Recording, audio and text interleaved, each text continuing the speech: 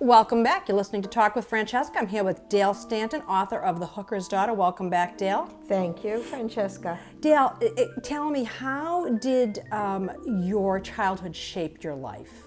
Well, it was a very interesting one. My mother was a believer in living life to the fullest, and she had definitely a component of being a very kind person and caring. And she was a very nurturing mother. She loved her children. And I always tell the story that she never put us down. And my favorite way to put it is we could have been lying on the floor, kicking our feet and screaming and being inappropriate. And she would have said, look at those girls, aren't they wonderful? She saw us as just terrific. So I think that we had good feelings about how she felt about us. And she exposed us to the best that she could. We traveled a great deal, and she wanted to see the world. She wasn't materialistic. Right. That surprises you. I've got to jump in on that one. No, I can't imagine not being materialistic and wanting to make... No, because the process was that she needed the money to keep everything going.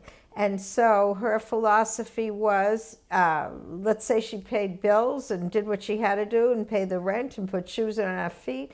The process was to spend the money on what was necessary and to hold out some to live a little bit of life, to see the world. And that's what I mean about she wasn't materialistic from that point. She was not a woman that had diamonds and died with great wealth. Her motto and her feeling was she knew she wasn't rich, but she just wanted to be where rich people were to see and taste life. So she gave us an indomitable spirit to love music, theater, and all the wonderful things that were available to one. So she wanted the two of you to be able to really be able to see some of the finer things in life, and felt that this was the only way that she could do it.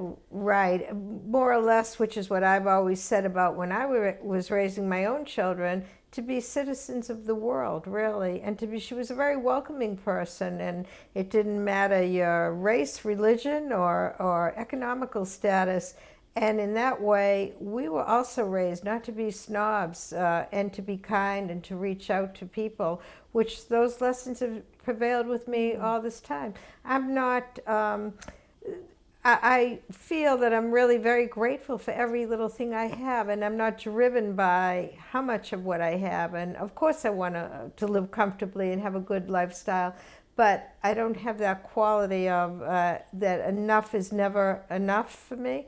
Which I see in many people that I've encountered, or people are being entitled. And that's the one thing we were brought up with, not feeling entitled, but rather to be out there and to be surviving and appreciating everything. So I'm not a wasteful person, because that was not my upbringing, never to waste. You seem to be very protective of your mother. That's the sense that I'm getting.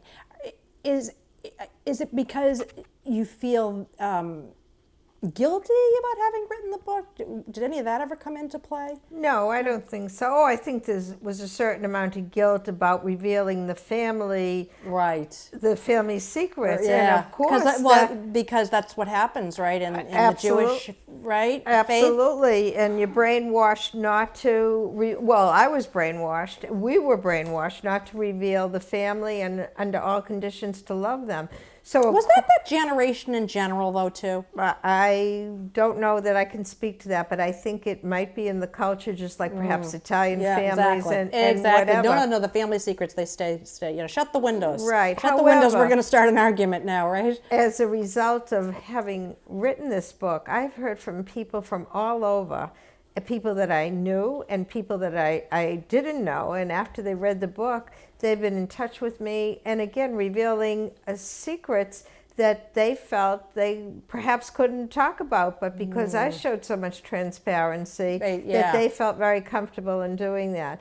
So I think that when you're asking the question, I seem very protective of her, that I really am. I mean, I knew all the problems and the faults, and obviously by writing this book, I'm not saying this was the right thing to do, but on the other hand, I'm saying, hey, again, it's about love and forgiveness, and most of all, triumph and resilience. So when you were a child growing up and you go to school and you'd come home and your mother would be, turning tricks before you even took off onto the bus, right? Did that seem normal to you? Oh, of course it was normal, and of course I knew better. But how old were you when that all started? Well, I don't know that I'm sure it started long before I was aware, but I was really aware by about the age of 6, 5 to 6. So at 6 years old, did you just think that this was just at that age? Because that's kind of a young age to really get a real grasp on this is wrong. I would think. I don't know. I'm far away from 6. But in thinking back at 6 years old, I don't know that if I could put myself in that age, that mindset of that age, that I would know this is wrong. That I might just think, oh, this is just, this is just life, and this is my mommy, and this is what we're doing. And were you? No, you knew. I knew it wasn't right. That's what I said earlier. So maybe you're an old soul then. Well, maybe I am. Right? I mean, because I just can't imagine at that age not just thinking that's just kind of I don't think one at that age grasps the whole implication or the act or the whole sexual implications of that. But I was able to understand that this was not right. It was antisocial, to use a more matured word, which I'm sure I wasn't capable of using at that young age. But I think that I was very aware that this was not the norm. So what did you do growing up? How did what was your life like as a kid? What did you do? Where did you play? Where did you have friends? And what did you do that you enjoyed? Oh, well, the friends that I did have, I appreciated the friendships also in a very juvenile way. But again, when I was thrust out of them, I of course, I mended my own broken heart, if you will, and knew that, again, to reiterate what I said earlier, that I had to stay strong and forge ahead, which was very important to me. And in a way, it creates a certain pattern of being a loner and not allowing yourself to be hurt by others or to put up certain barriers that cannot be penetrated. And again, to stay strong. That was the message to myself. How did you, because with your story, you could have ended up on a park bench, no? Right? Oh, without a doubt. So what do you attribute these qualities of strength? Good question. The discussion has always been, is it nature or is it nurture? And I think that it is really intrinsic to one, because at such a young age, I felt that I had to do what I had to do. And yet I was definitely nurtured by my mother. She loved us. She loved me, my sister, whatever. So it was a loving environment, as perverse as it was. So, but I think there's definitely an intrinsic component within oneself to how they're going to end up. Do you consider your father, was he a weak man? Did you feel that he was weak? Yeah, absolutely. So the strength really comes from biology, right? What's inside intrinsically, and also what you were brought up with. Is that right? Yeah. But you also look at it as a loving environment, that it was a loving environment. What did you find that was loving about it?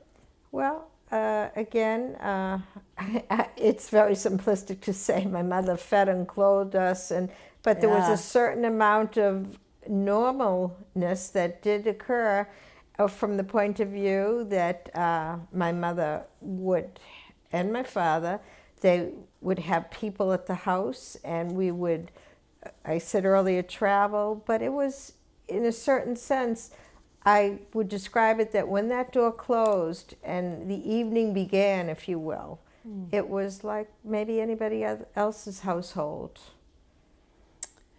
How has the book changed your life? Well, I never expected to get back as much as I have from having done it.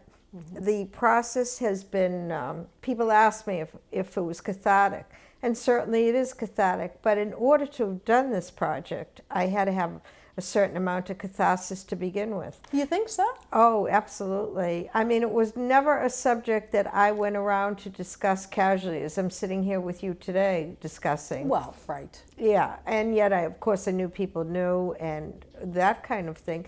However, so I don't think I could have done it and just said, okay, this is what I'm going to do. I always knew in my head there was a book, a story to be told, and initially I wanted to do it just for my children.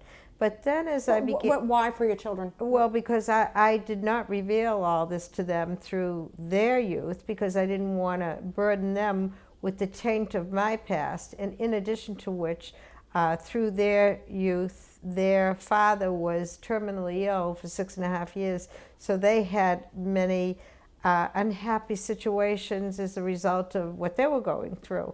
So thereby, I initially wanted to finally introduce what went on to my kids, but as I began to write this, I really had an epiphany that there was really more to this story, that maybe I could go out there and help people to overcome their demons and overcome dire circumstances, and to be able to be strong and brave. Mm-hmm. And so how have people responded to your book? I know some people have certainly said that it has helped them, and you being so transparent about all of this, but have there been anybody who has said anything negative about, like, how could you talk about your family that way, or what's wrong with you, or are you looking to make money, or, you know, whatever? I mean, have you heard anything negative? Because anytime you're in the public eye, you have to expect that it's not always going to be cushy. You know, it's not always going to be great. In fact, it's kind of impossible for you to expect that everyone's going to think it's fabulous. So what kind of negative feedback have you gotten? Just what you said. I think that some words have reached my ears that, how could she write a book about her mother, or what will her kids think, or how could she do that? And you're right, that's really not a surprise. But again, it's a balance. But in light of the negativism, you asked earlier, I have received so much back that I would have never dreamt would have happened. Like people, what? Well, letters, emails, telephone calls from people that have said it was a page turner. They loved the book. They loved my honesty, how heartfelt it was. So again, it's not everything is one way. Of course there were negative remarks. So you live in two places. You live north of Boston in the summer, and then out in Arizona in the winter. Is That's that right? correct. So you're from the area, you're from the Boston area. Is it easier for you to present the book in Arizona than in Massachusetts? In the Boston area? Absolutely. When the book came out this April, I was still in Phoenix, and I'm new to the area, just been there 3-4 years, and so my friendships there are new, and I wasn't carrying, as I said, this baggage with me. So when I did introduce the book there, they were a bit astounded. However, it was a lovely, welcoming experience that I didn't know what to think. I mean, I think people were just so generous with their comments and their fascination with the story, because they couldn't believe it. Just the title in itself is shocking. No, this isn't true. Yes, it is true. It's a great title. If you're just tuning in now, we're speaking to Dale Stanton, who is the author of The Hooker's Daughter. We're just going to take a short break, and we'll be right back.